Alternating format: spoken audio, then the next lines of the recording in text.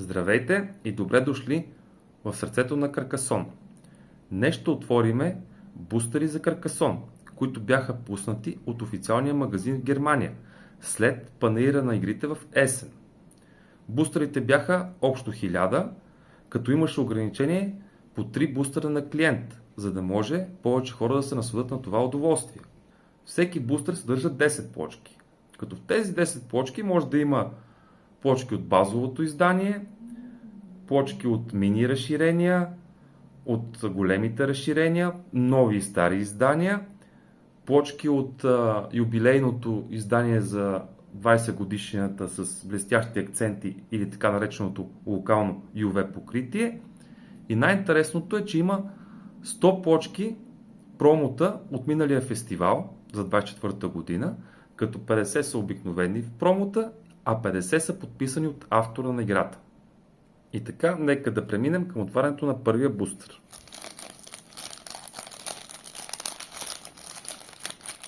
Ще се опитам така да ги разсипя, че да не се издадат в началото какви са, за да може да ги отваряме една по една.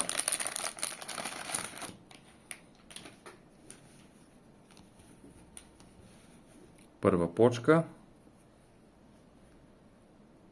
Нормална плочка от базовото издание. Втора плочка от разширението житните кръгове с житен кръг вила. Трета Принцесата и дракона, първо издание.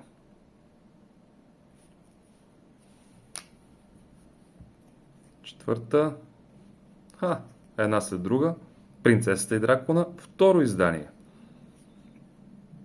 Ето виждате разликата каква е между двете.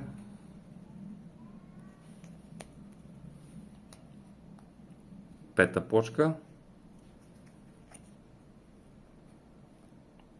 Нормална плочка от базовото издание.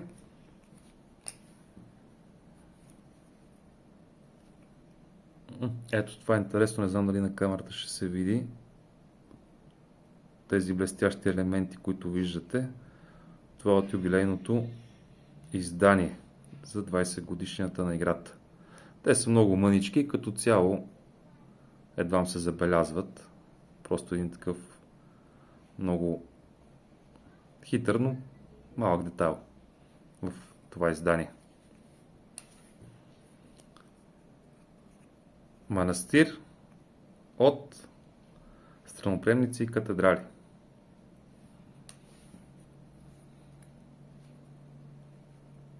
Още една плочка от страноприемници и катедрали с страноприемница и градинка. Девета плочка. Нормална плочка, няма отблясъци, от базовото издание. И последната. В интерес на истината не знам къде е подписа, дали е отзад или отпред, ако ни се падне промо. Обикновен път от базовото издание. Това беше от първия бустер. Преминаваме към следващия. Ето го и втория бустер, който ще отвориме.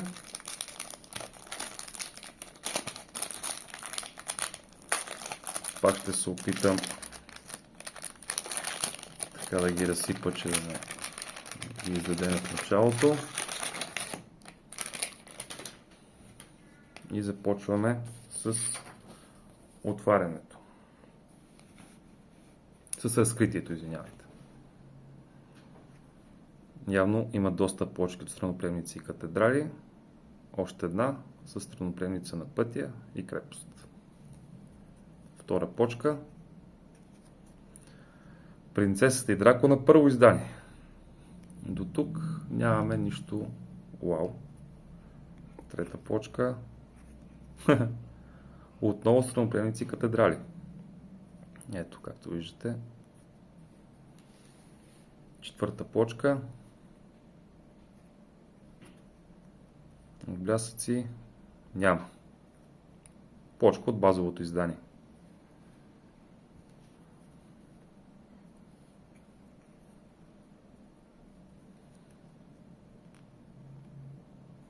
Отново обикновена плочка от базовото издание.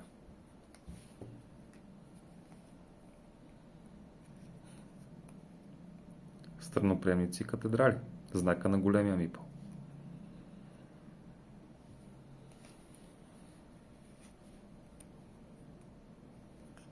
Принцесата и дракона. Второ издание. Ето го дракона. Ето знака на принцесата. 8 плочка. Ето това е нещо различно. Плочка от мини разширение кръците. С турбичката. 9 плочка. Ето това е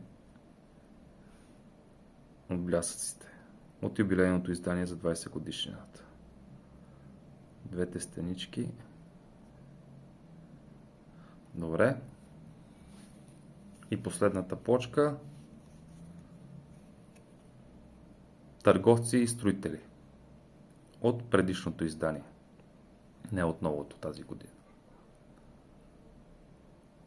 Прасенцето. Това беше втория бустер. Преминаваме към последния. И последния бустер, да видим какво ще ни се падне вътре.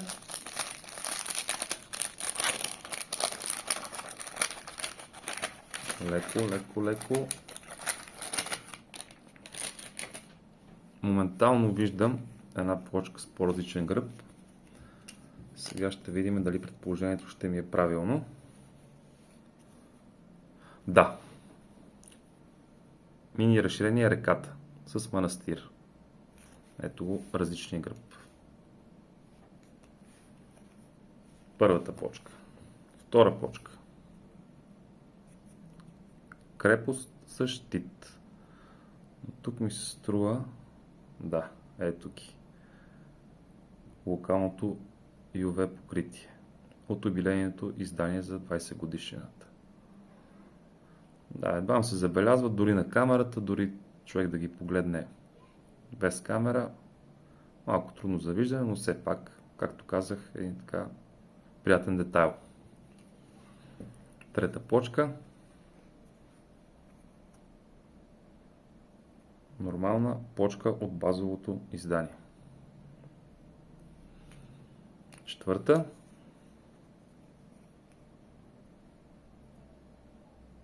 Да.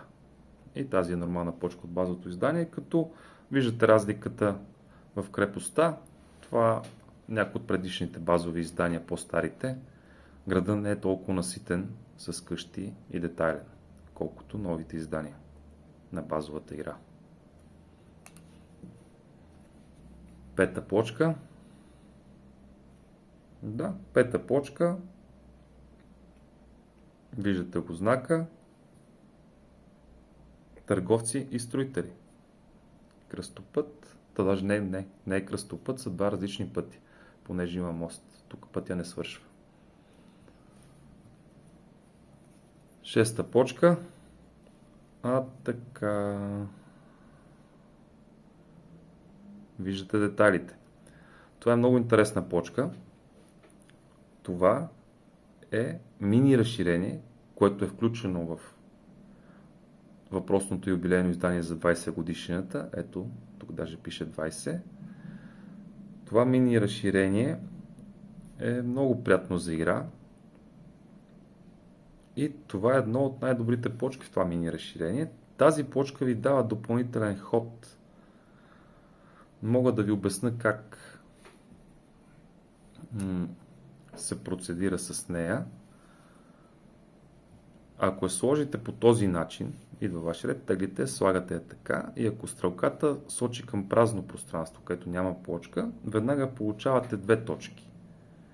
Обаче, ако успеете да сложите по този начин, като стрелката сочи към вече положена плочка преди това, моментално получавате допълнителен ход след полагането на тази плочка, поставянето на мипъл, оценяване и така нататък.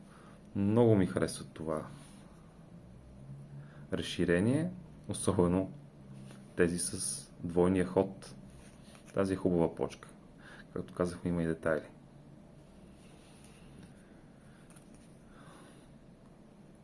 Това са летателните апарати мини разширени. Ето виждате и знака за летателните апарати.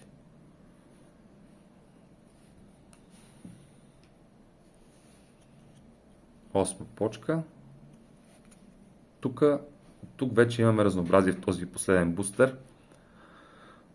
Това е почка от мини разширение магиосникът и вещицата с символ на магиосник. Девета почка. Обикновена почка от базовата игра. И последна почка. Казахме, че има разнообразие, но без страноприемници и катедрали не може явно. Поредната почка от това голямо разширение. Това бяха трите бустера. За съжаление не може да се похвалиме с промо, било то подписано или не подписано. Може би най-интересната почка, която ни се падна, е ето тази от разширението на юбилейното издание, която може да добавиме като изненада с допълнителен ход към базовата игра. Другото, което ще направя, е да замена базовите почки с блестящи акценти за по-интересна визия. Честно казано, мен ми беше интересно, макар че не може да се похвалиме с нищо вау. Надявам се на вас. Това беше от мен за днес. Благодаря ви.